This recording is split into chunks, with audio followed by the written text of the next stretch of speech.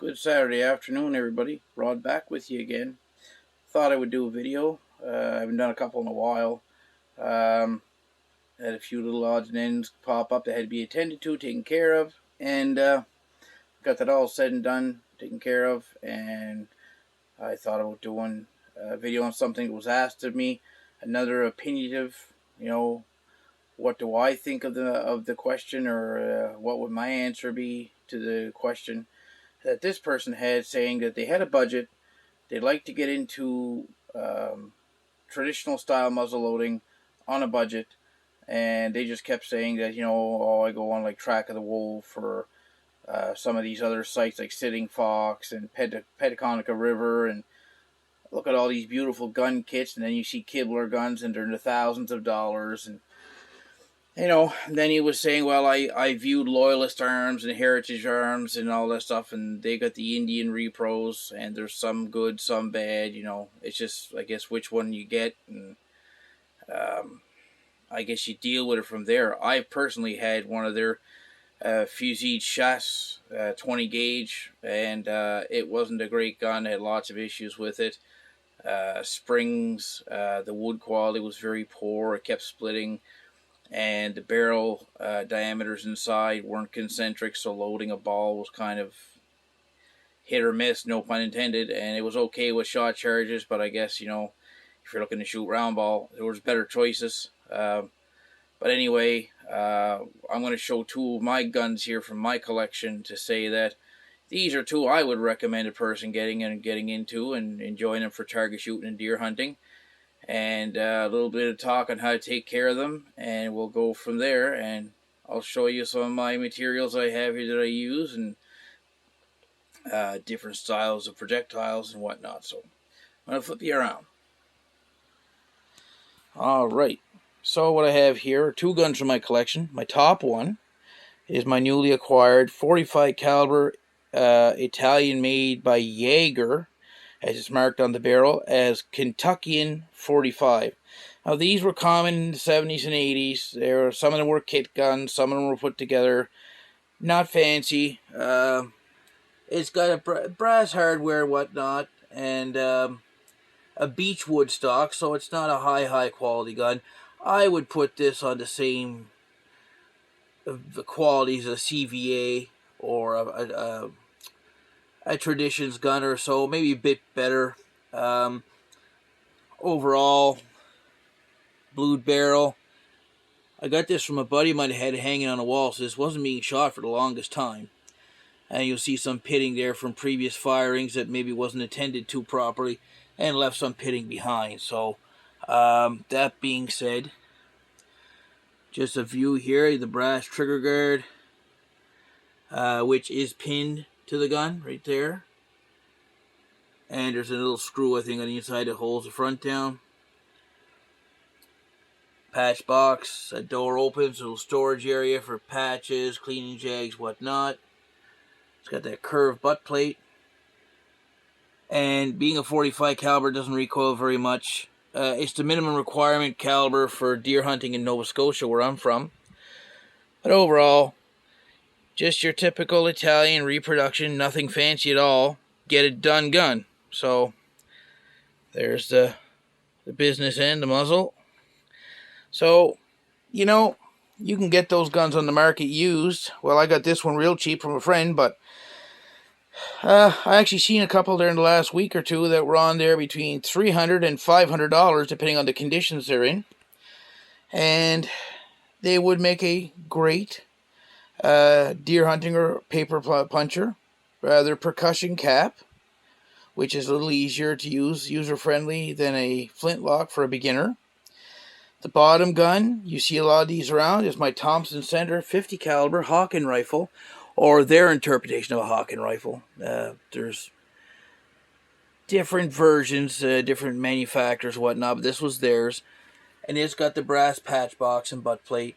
When I built this from a kit, I was 21 years old, and I had a friend of mine assist me, and we kind of made it look the old part. Like, we took the brass and we aged it, and, we toned down, like, the colors here, and this was another stock that we made for this gun, the original stock, when I got the kit from somebody, it had a big crack in the wrist, so the stock was foobar from day one. So what we did is we glued the stock back together, and he had a stock copying machine, and they made me this one out of English or French walnut, I forget, and we basically made a copy, and it turned out really good. I had a little help along the way with that, because at that time I wasn't into making a gun stock, but I learned a lot. And as you can see here, it was fit together really well. My buddy was quite a handyman with carving wood. I did the finishing on it back then. I think I just put some wipe-on polyurethane on this one. And again, you can see how we aged the brass here. And there was no cleaning rod with this one, so we made this one out of a piece of, I think it's ash or hickory. And we put a little end on it so we could put our cleaning jags and whatnot. So getting back to this, when you're looking at, you're at the gun show, what you're looking for, you got, let's say, $500 to play with, or let's say a total of $600 to play with. That gets you your gun, your balls, your bullets and powder. So you could pretty much scratch off your mind about getting like a flintlock, because that's just going to run you money. So you're 9 chances out of 10 going to want to start with a percussion cap gun like this, and it'll utilize these number 11 caps. Now in the last while, these things have been like hen's teeth to find. As you see, I got a couple of different ones there. I got several tins of these put aside from the past, so I'm good for a while. The Magnum ones provide better ignition, but they're really hard to find. But more or less, these will do the job.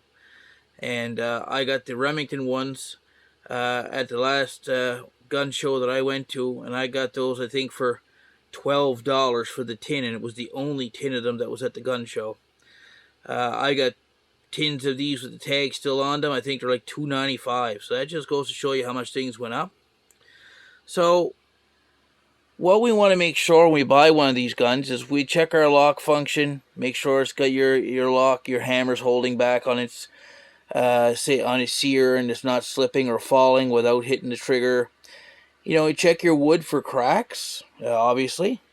And in this case, we have a double set trigger. So what you do is you're at the gun show, you ask buddy if you can have a look at it.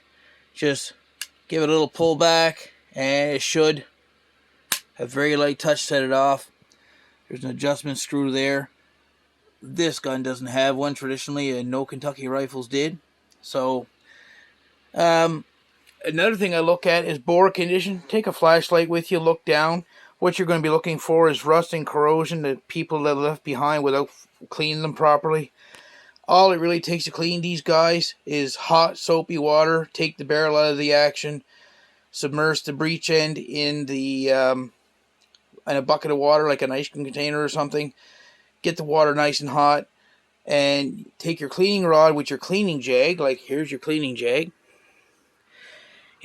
Put this on the end of your cleaning rod and use a cleaning patch to go around it, and soak this and siphon it back and forth through the bore, and that'll send the water coming out down here through the nipple hole here.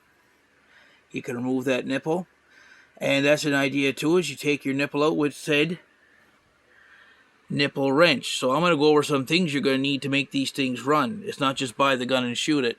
There's more to it. So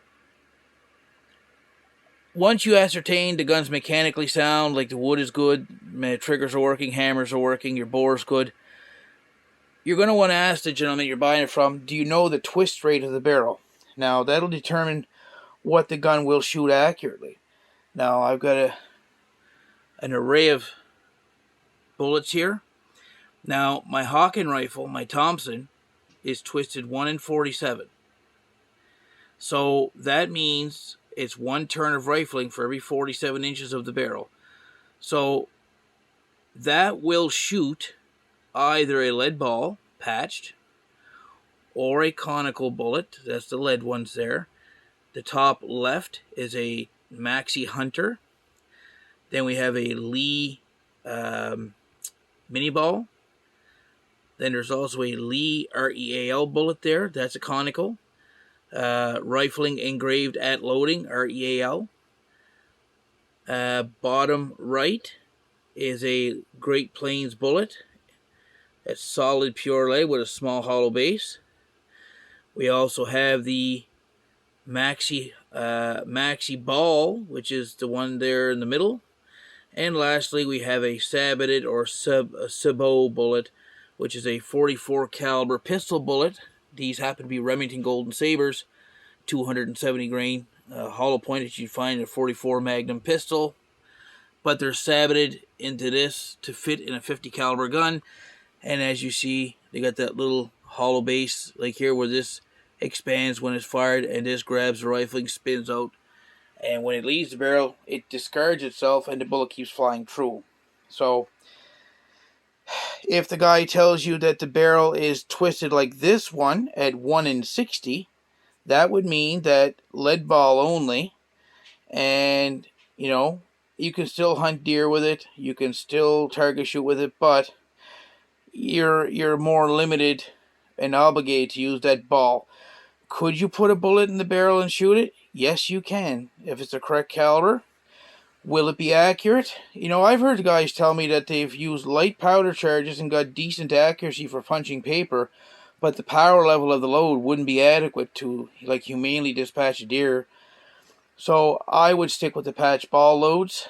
So now we know what our twist rate is. Our gun's mechanically sound. You buy your gun from your guy, and now you're saying, what do I need to make this thing run? So firstly, these guns do not use pellet powders. They use loose granulated powder. So two choices that I have here are actual GoX 2FG black powder, which is there, and Pyrex RS, which stands for rifle shotgun 2F equivalent propellant. Both will work just fine in these guns.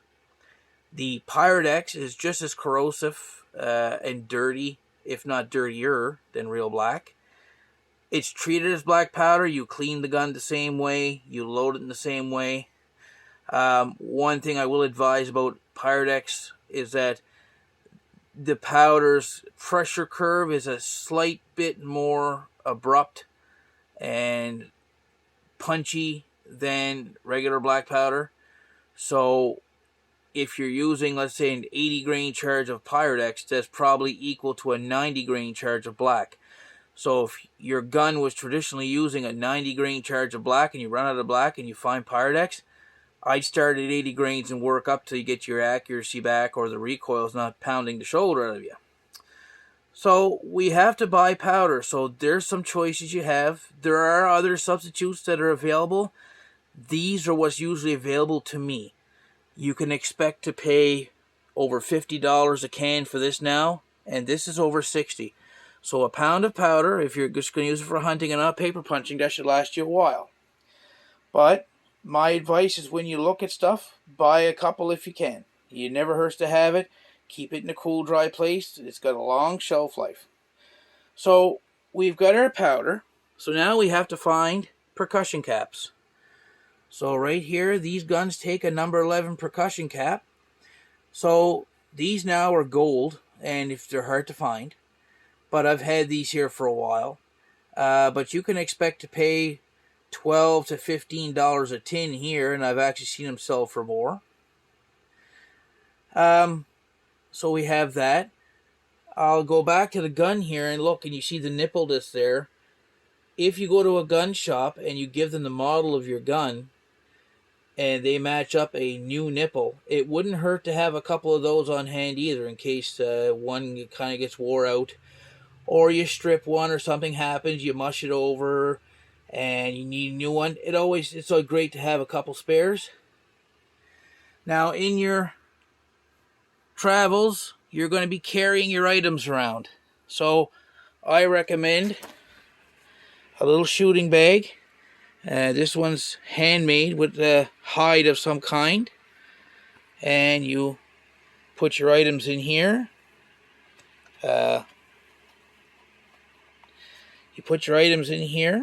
It's called a possibles bag. So you have your possibles bag. We have our gunpowder. We have our caps. So now, we need something to measure our gunpowder in. I have two examples. You can go online. This is a Thompson Center click pull out. It starts at 50 grains and goes to 120. So if you fill this up right now, this is a 50 grain charge. And every time you click it out, 60, 70, 80, 90, 1, and so on. And they're all incremented. So you fill this. This is your powder measure down the barrel. This gives you a volumetric charge of powder. If you want something a little different, you can buy this style, which has you loosen the screw, and this comes down. And if you look here, if it'll focus, you'll see from 10 grains, 20, 30, 40, 50, right up to 120. So once you get to the load you want, let's say I want 70 grains, tighten the screw. Then we flip this open, fill this, cap it off, and pour this down the muzzle until it's empty, and you get your powder charge. So you're going to need a powder measure. So here's our powder measures. You're going to pay 20 bucks a piece for those. They're solid brass. Now, what else do we need? Well, you're going to need some lubricant to put on your lead bullets and on your patches to help make the loading of the bullet and the balls and patches easier as they slide through the barrel. I usually keep a little tub of this around. It's not expensive. It's a nice smelling stuff, actually. I ain't got much left, but it's like a grease consistency. It's like a waxy, greasy lubricant, all natural stuff. And as you see there, you can use it for lubing breech plugs, nipple threads, all natural, non-toxic, and makes everything it keeps everything greased. So when you want to take out your breech plug, or you want to take out your nipple, even after it's been fired for a while, if that's on the threads, chances are it's going to come out real easy. Now, we talked about removing the nipple. This is a nipple wrench. This one's set up for the number 10 size, 11 size cap nipples. And then you have the one here for the musket nipples. It's got the two on each side. You just take an Allen key or something, or a skinny screwdriver, and put it there, and you just twist the nipple out. That's a necessity. So to clean the barrel out with patches, you're going to need a cleaning jag. This screws into the end of the ramrod. You match one to the caliber of your gun. So that's a 50 caliber one. No, sorry. I'll just set this down here. It's hard looking through the screen. So you go to a gun shop and buy one of them. Now, one thing I would recommend people to buy, let's say you're loading this thing in a hurry and you forget about it. You forgot to dump your powder down and you put a ball down with a patch. Well, this is a stuck ball puller or stuck patch puller. You would insert this onto the rod, push it down into the soft lead ball, screw it in, and extract the ball, and then make sure the muzzle and the bore is clear, and reload the weapon, put a new ball in there. This is really handy to have. This is good for a few different calibers. So we'll put that there. It's called a ball and patch puller. Some people call it a worm screw. Now, another thing you're going to need is a ball starter. When you put the ball at the end of the muzzle to try and get it down past the first little bit of the muzzle, you're going to want one of these. This one's got a little brass bore guide, but there's your end that goes over the ball, and you hit this with the palm of your hand on this end, to start it first, your short start. That gets the ball into the muzzle. You flip it over, and then you continue to put the ball down the bore. And then after you get down where that tool can't reach anymore, you use the existing ramrod on your gun that it comes with to proceed to put it down the rest of the bore. Lastly, something here that you're going to one of the last things I'm going to talk about is I've had this little thing of tools that I found handy, and I'll explain what these are. When I had my flintlock, this was just to kind of scrape out the pan if there was any rough foulings or whatnot. A little brush you can like flick fouling away. A vent pick or a nipple pick to clear a plug nipple. This was sort of a vent pick I had for one of my flintlocks. It had a large touch hole. And I used to use this to go into my nipple wrench like this, like I was telling you. And I would use that as a wrench to turn it back and forth. And I would just clamp this onto my pouch nose carrying, and I had these with me. You don't necessarily need them, but they come in handy. And lastly, when you're going hunting, you're not going to carry a full pound of powder like that. Well, you could, but not recommended. What you're going to get yourself is a good old powder horn, powder carrier. Now, this one has a little brass ball dispenser right here. You press this in and out, like you shake it, and once you get your measure full, you stop it here and it stops pouring. Real handy. I've got that one there, and I've got this one here. This is, I think, a 50 grain set measure. Like, you can tip the horn upside down, press this, let this fill up, let go, and dump this out, and you have 50 grains of powder. So, now, what do you use for cleaning material, like, or cleaning solution? Hot soapy water, dish soap, Palmolive dish soap, whatever you might have hanging around the kitchen. Hot water, though, what it does, it neutralizes the salts in the black powder and substitutes. They're, as I said, very corrosive. If they're left after you shoot the gun and you don't clean it, they can make the bore rust, and you can basically ruin a barrel like that. I've seen a few of them that almost new guns left sitting for weeks and weeks and weeks, and then I got them here and I spent hours cleaning them, and then they look like the barrel's 100 years old. There's that much rust. So hot soapy water on buy yourself a 12 gauge or a shotgun cleaning kit like this, and you put cloth patches on the end. You can siphon that through the bore if you want.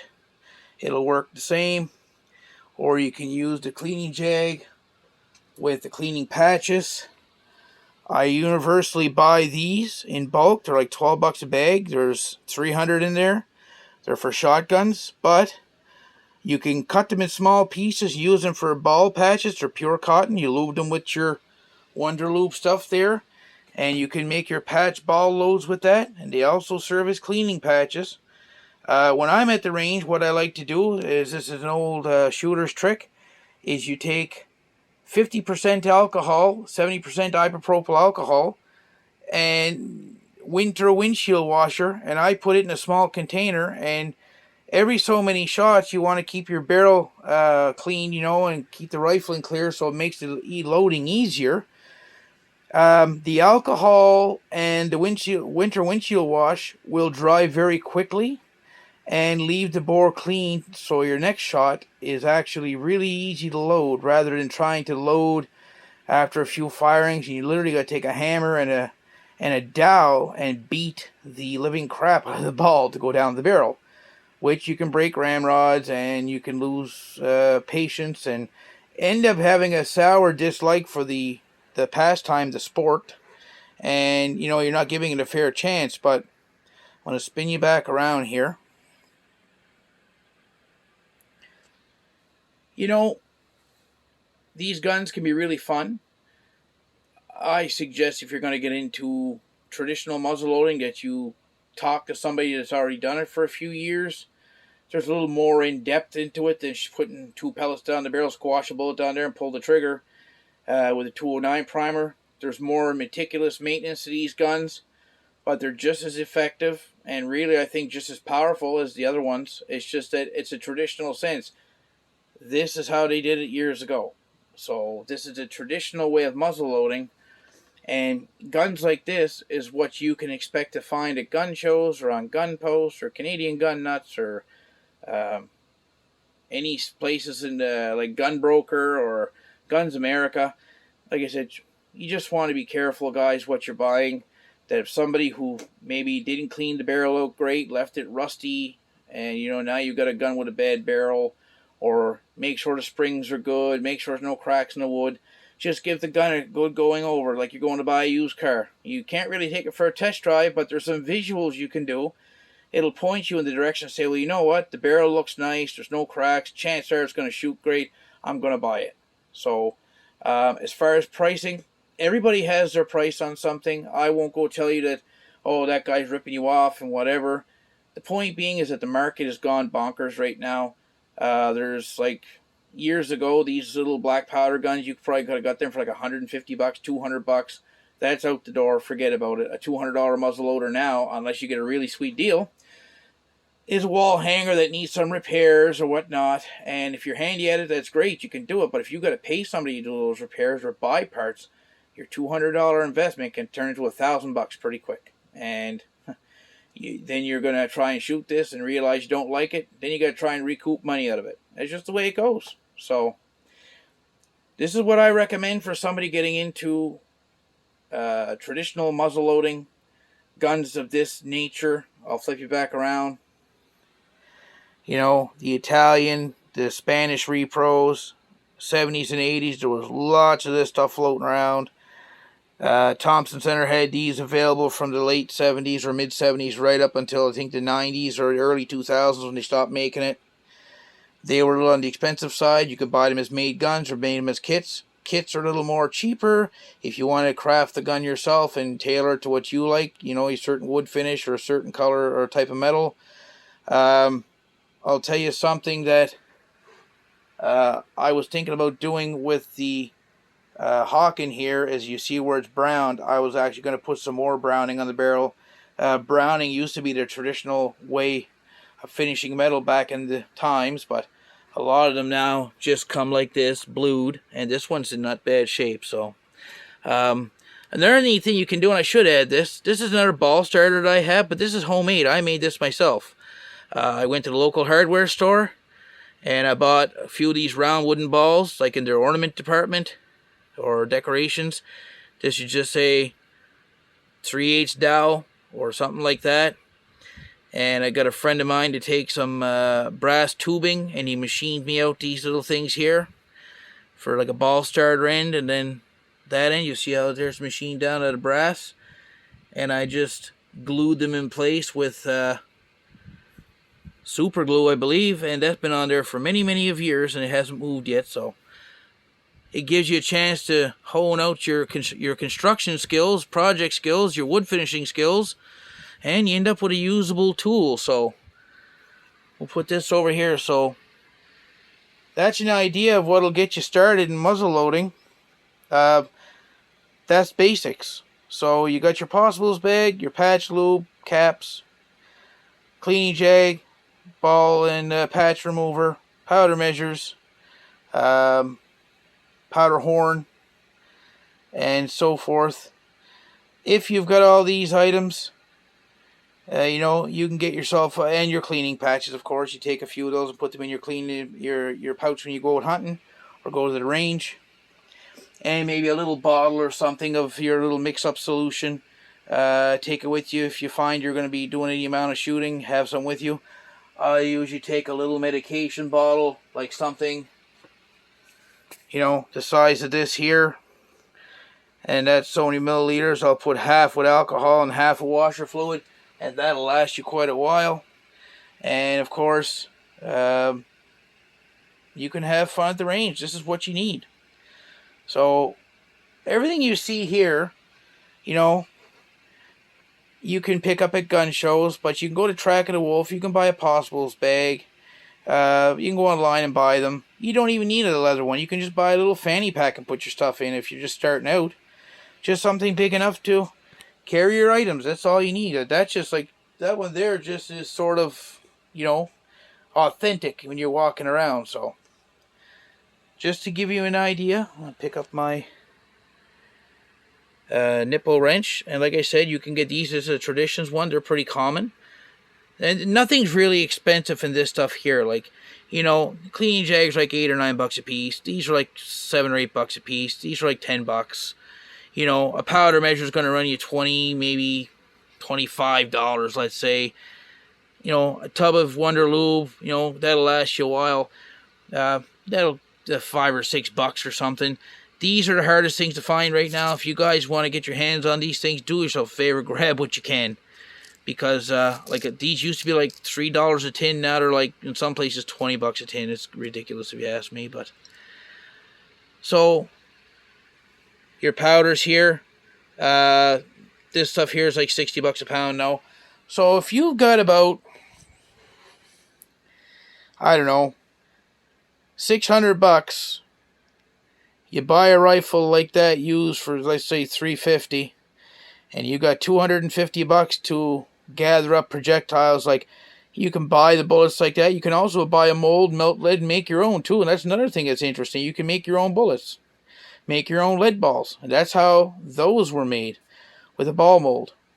So anyhow, I would say $600, depending on what you pay for the gun, is more than plenty to get you into the basics of muzzle loading. With a cap lock, flint locks are going to be more money in general. You're not going to use caps, you're going to use flints. And flint locks are a whole new animal of its own, a different animal of its own compared to this. There's watching your frizzing, there's keeping your flint sharp, there's, you know, I can't reiterate enough. I'm going to flip you back around here. I can't reiterate enough that if you're unfamiliar with traditional muzzle loading, don't just jump into it on your own, and don't depend on YouTube to tell you everything. Go ask somebody you know that does it. Like, I've got over 20 years doing this, so if somebody wanted to come with me to the range for an afternoon, I would show them physically how to do it and what to expect, and, you know, and like how to maintain them and how to care. I mean, just that afternoon at the range is worth its weight in gold to somebody to learn. There's no cost to learn. Learning's free. So if you don't ask a question, it don't get answered. So I'll leave you with that. These things here are what I consider affordable. And there are lots of models out there. If you're out there looking for one and you want to message me, say, hey, Rod, I found this Traditions Woodsman. What do you think of it? Or I found this CVA Frontier rifle. What do you think of it? I'd be more than glad to email or chat or text back and forth, and I will help anybody. Also undecided on muzzle loading, you can also get into shotgunning, but I'll get into that on another video. I was asked about rifles for this one, so that's why I stuck to the content too, but I'll do one on muzzle loading shotguns because I do own a couple, so we'll get into that on another video. So I want to leave you go for the afternoon here and say thanks for watching. Hope you guys like and subscribe. Any questions, you guys can always ask. You know where to find me. Rod's never far, and Rod don't hide from questions. So, everybody, enjoy the day, and we'll see you on the next one, okay? Be safe out there.